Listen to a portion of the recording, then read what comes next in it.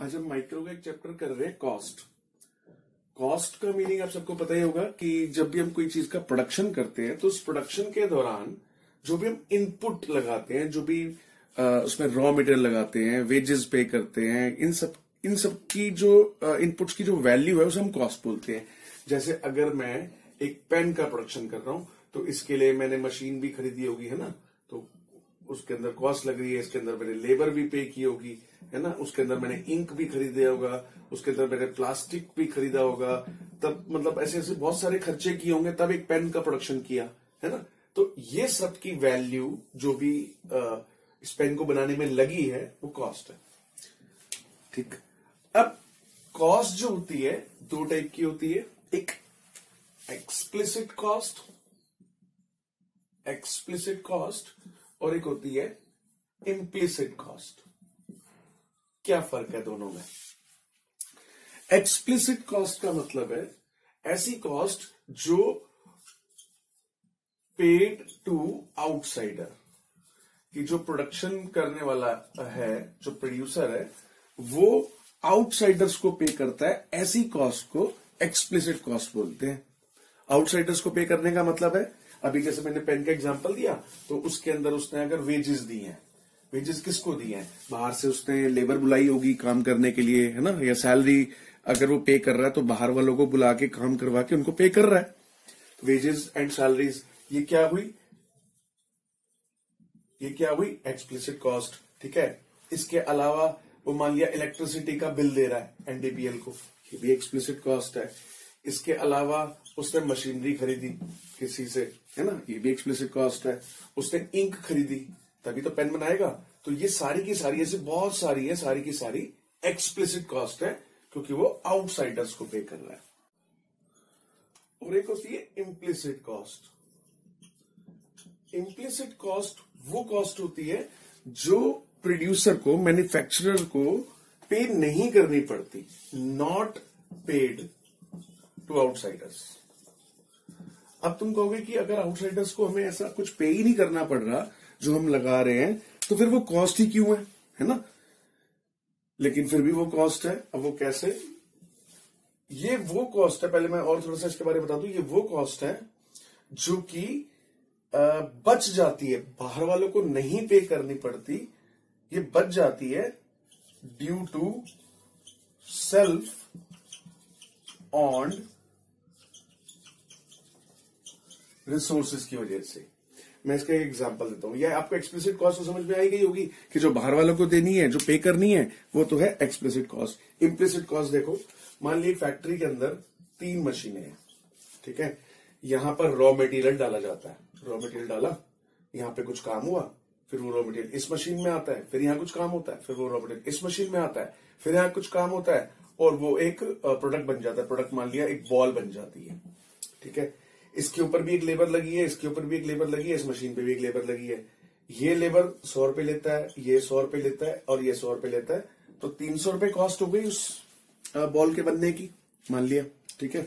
चलो 100 रुपए का रॉ मटेरियल भी लगता है, तो उस बॉल के बनने की कॉस्ट हो गई 400 रुपए, ठीक है। एक दिन तो ये 400 रुपए क्या आपको दिख रही है? ये तो एक्सप्लिसिट कॉस्ट है, क्योंकि रॉ मटेरियल भी किसी से खरीदा होगा, रॉ मटेरियल और इनपुट वगैरह, और इन लेबर को भी हमने पैसे दिए, ठीक है। 100 रुपए यहां लगे, 100 यहां लगे, और 400 रुपए में प्रोडक्ट तैयार हुआ, तो 400 रुपए एक्सप्लिसिट कॉस्ट है। जाहिर सी बात है, सबको हम बाहर वालों को ही दे रहे हैं। मान लिया एक दिन ये लेबर छुट्टी पे था,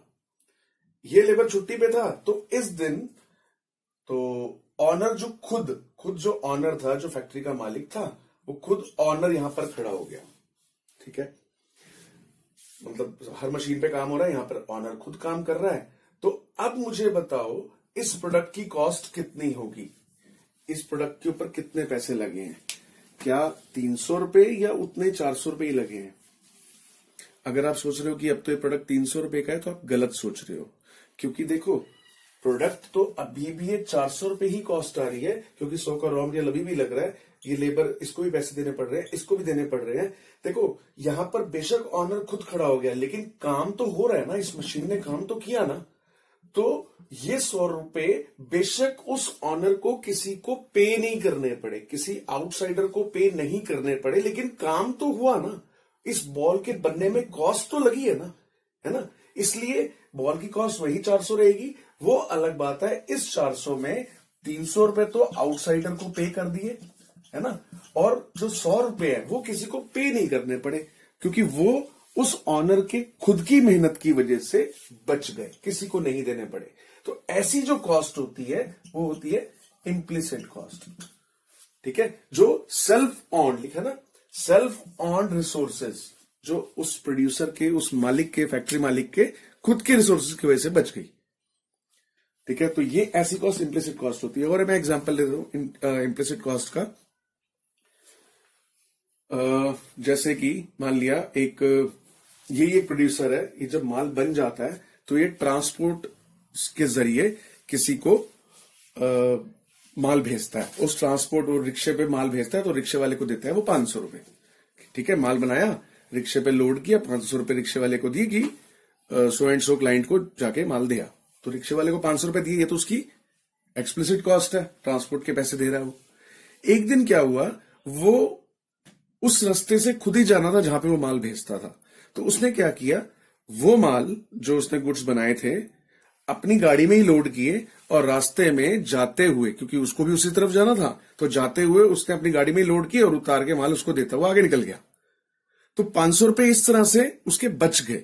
लेकिन ये 500 रुपए क्या कॉस्ट में शामिल नहीं होंगे? कॉस्ट में शामिल होंगे, ये 500 रुपए कॉस्ट में जरूर शामिल होंगे। वो अलग बात है कि वो उसे पे नहीं करने पड़े, क्योंकि उसके सेल्फ ऑन्ड, यानी कि उसकी खुद की गाड़ी से उसने वो माल ड्रॉप कर दिया, वहां पर सेल्फ ऑन्ड रिसोर्सेज थे उसके, तो वो 500 रुपए उसके एक्सप्लिसिट कॉस्ट नहीं है, इम्प्लिसिट कॉस्ट मानी जाएगी। एक और एग्जांपल देता हूं। मान लिया मैं इंस्टीट्यूट चला रहा हूं, तो इंस्टीट्यूट चला रहा हूं, अब मैं मान लिया उस इंस्टीट्यूट का 10,000 रुपए रेंट देता हूं किसी को, तो वो 10,000 रुपए जो है एक्सप्लिसिट कॉस्ट है। नेक्स्ट मंथ में मैंने क्या किया, अपने घर में ही इंस्टीट्यूट चालू कर लिया, अपनी बिल्डिंग में चालू कर लिया, जहां पे मैं रहता था उसी में एक रूम में। तो अब जो मुझे रेंट नहीं पे करना पड़ रहा है ना, लेकिन अगर मैं जब खर्चों की बात आएगी ना कि हाँ भी मेरे इंस्टीट्यूट के खर्चे क्या क्या है, मैं फिर भी वो रेंट 10,000 रुपए जरूर काउंट करूंगा। वो अलग बात है कि मुझे वो एक्सप्लिसिट कॉस्ट नहीं है, किसी को देना नहीं पड़ रहा, क्योंकि वो मेरी खुद की बिल्डिंग में चल रहा है ना, तो वो मेरी इम्प्लिसिट कॉस्ट मानी जाएगी, क्योंकि वो मेरे सेल्फ ऑन रिसोर्सेज की वजह से, मेरी खुद की बिल्डिंग होने की वजह से वो मुझे रेंट किसी आउटसाइडर को नहीं पे करना पड़ रहा। लेकिन वो ध्यान रखना, वो कॉस्ट जरूर मानेंगे हम उसको। ठीक है, तो ये हो गई इम्प्लिसिट कॉस्ट के एग्जांपल्स।